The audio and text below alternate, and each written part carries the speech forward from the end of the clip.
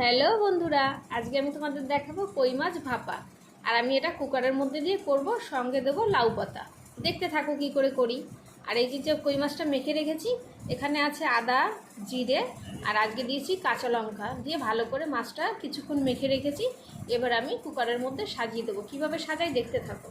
আমি কুকারের মধ্যে একটু তেল মাখিয়ে নিয়েছি, এরপর আমি লাউ পাতা দিয়ে দেবো। ভালো করে সাজিয়ে দিতে হবে ভেতরে লাউ পাতা। একটা দিয়েছি, আরও একটা দিয়ে দিলাম, আরও একটা দিয়ে দেবো। এবার আমি লাউ পাতা সাজিয়ে নিয়েছি, এবার আমি মশলা দিয়ে মেখে রাখা মাছগুলো সাজিয়ে দেবো পাতার ওপরে। এই দেখুন এইভাবে।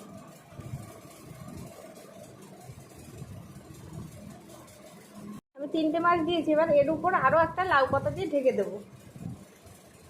দিয়েছি, এবার আমি আরও মাছ এর উপর দিয়ে দেবো।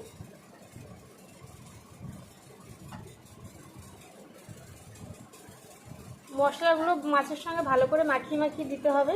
বাকি মশলাটুকুই মাছের মধ্যে দিয়ে দেবো। যেহেতু আমি কাঁচা তেল মশলা দিয়ে অনেকটা ঝোল ঝোল হয়ে গেছে, আমি জল দেবো না। আর পাতা থেকে জল গলবে, আমি গ্যাসটা লো ফ্লেমে করে 2টো সিটি দিয়ে নামিয়ে নেব।